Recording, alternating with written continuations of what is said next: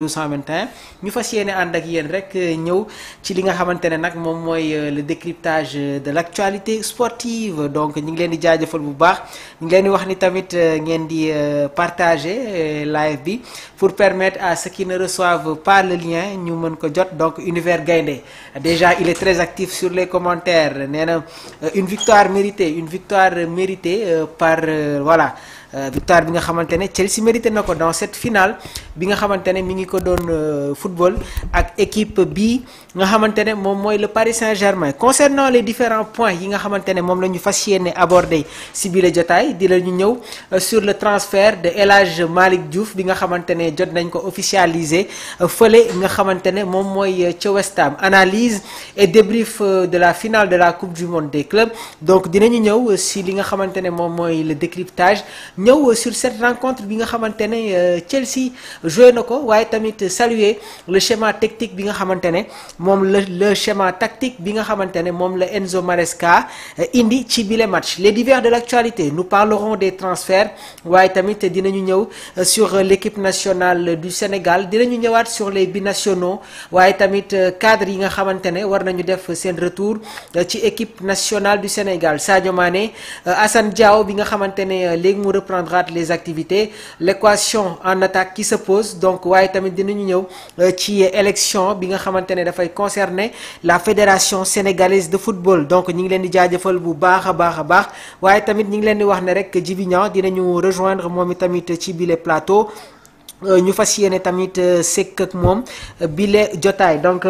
Voilà dañ koy commencer avec l'illustration de la une des journaux sportifs dañ koy commencer ak xëtle yéene kaay bii di record ñoom ñi ngi ñëw ci victoire bi nga xamante ne Chelsea am na ko ci digganteem ak Paris Saint-Germain.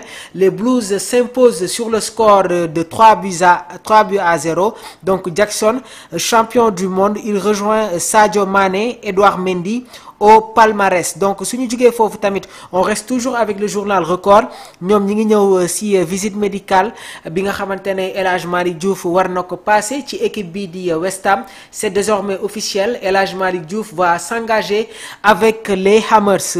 Place au journal Rewmi Quotidien Sport ñoom ñi ngi ñëw toujours sur ce transfert buy concerner l'arrière gauche de l'équipe nationale du Sénégal. El Hadj Malick Diouf va signer à West Ham dinañ leen jox les derniers détails waaye tamit contrat bi nga xamante ne mi ngi koy xaar ci biir Londres. Rewmi Quotidien Sport Coupe du Monde des clubs Chelsea remporte le trophée dinañu ñëw sur le débrief de cette rencontre. Place au journal Point Actu Sport ñoom itamit ci seen xët gu njëkk ñi ngi ñëw sur la CAN féminine 2024 une situation très compliquée pour les Lions donc battues par le Maroc les Lions devront croiser les doigts pour la qualification en quart de finale. Autre information bi nga xamante ne tamit mi ngi concerner toujours le journal Point Actu Sport le Paris Saint-Germain écrasé en finale par Chelsea après un scénario cauchemardesque. Une finale n'est jamais gagnée d'avance. Finale donc koy football ba pare waaye finale bi nga xamante ne commencé guñ ko sax ngeen yaakaar ne que tout était déjà acquis dinañu ñëw dans ce débrief voilà dinañ si ñëw bu baax a baax. Tribune Sport à 5 jours du combat Ada Fass Liss Ndiago le feu avant le choc donc Ada Fass jot na yëkkati ay kaddu ci face à face bi nga xamante ne amoon na samedi bi ñu génn digganteem moom ak Liss Ndiago. Je vais facilement battre Liss Ndiago nee na je sais qu'il n'a pas la capacité waaye tamit ñi ngi dénoncer acte de violence bi nga xamante ne amoon na ci bile face à face dinañ ci indi un décryptage. Pas d'annonce officielle pour le moment le choc Balla Gaye numéro 2 Siteu aura bel et bien lieu donc mu nekk tamit une information bi nga xamante ne dinañ leen ko toppal yéen suñu mbokk internautes yi. Paris se fait corriger par les Blues et laisse échapper la Coupe du Monde des clubs donc les Blues de Chelsea se sont imposés dans cette rencontre sur le score de 3 buts à 0 lii moo nekk tey li nga xamante ne moom mooy la une des journaux sportifs. À présent dañuy jàll ci li nga xamante ne nag moom mooy les commentaires waaye am na question bi nga xamante ne dañ leen koy poser bokk na ci yile ponk mooy lan mooy Nicolas Jackson est-ce que jamono ji nag jotul mu quitté équipe bi nga xamante ne moom mooy Chelsea donc lu ñu leen mën a wax daal mooy actuellement la situation de Nicolas Jackson se complique au sein des Blues. C'est parti pour les commentaires dañ koy doore ni déjà avec le transfert de El Hadj Malick Diouf. Donc El Hadj Malick Diouf va signer à West Ham. Donc West Ham va s'offrir l'un des plus grands espoirs sénégalais, auteur d'une prestation très remarquée il y a un mois face à l'Angleterre en amical. Sénégal gagne sur le score de 3-1. El Hadj Malick Diouf est désormais sur le point de rejoindre West Ham. Une information qui a été donnée par Foot Mercato, c'est désormais officiel. Donc selon les dernières informations, le polyvalent latéral gauche a signé son contrat avec équipe bi nga xamantene mom moy West Ham. Donc un accord a été trouvé entre West Ham et équipe bi du Slavia Prague, où l'international sénégalais, 4 sélections depuis l'été dernier, donc dina passer sa visite médicale avant de signer son contrat dans la foulée.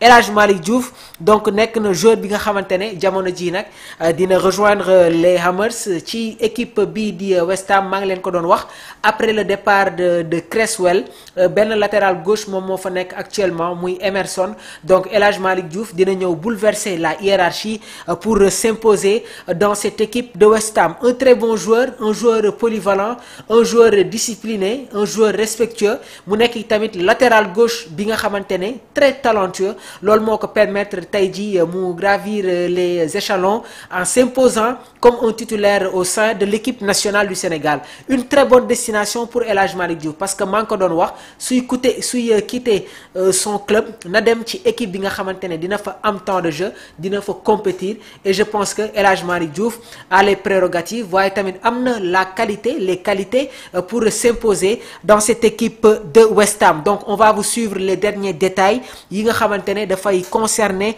toujours ce transfert. Autre information bi nga xamantene dañ ci ñew muy voilà, cette finale de la Coupe du monde des clubs bi opposé won Chelsea ak Paris Saint-Germain. Donc les Blues créent la surprise dans cette rencontre en battant les Parisiens sur le score de 3-0. Déjà avant la rencontre amna ben commentaire bi nga xamantene jotoon naa ko def, dinaa leen ko liiral léegi nii. Donc quelques minutes avant la finale, j'avais souligné que le Paris Saint-Germain, sous la direction de Luis Enrique, est favori grâce à un style de jeu maîtrisé, basé sur un pressing intense, waaye tamit une possession dominante qui permet de contrôler le rythme du match. Paris Saint-Germain dañuy maîtriser sen match, waaye ñoom tamit dañuy contrôler le rythme du match. Donc l'équipe parisienne gis nañ ko mu afficher une grande solidité collective, waaye tamit une capacité à exploiter les espaces rapidement en attaque. Bi ma jógee foofu dama ñëw ci analyse bi nga xamantene day concerner l'équipe des Blues. Malgré son statut d'outsider, Chelsea a surpris par sa rigueur tactique, waaye tamit sa flexibilité, alternant entre un bloc défensif compact et un pressing ciblé. Les Blues comptent sur leur discipline, leurs organisations défensives et leurs efficacités sur les phases arrêtées pour tenter de déstabiliser le Paris Saint-Germain. Communiqué bi maa ngi ko def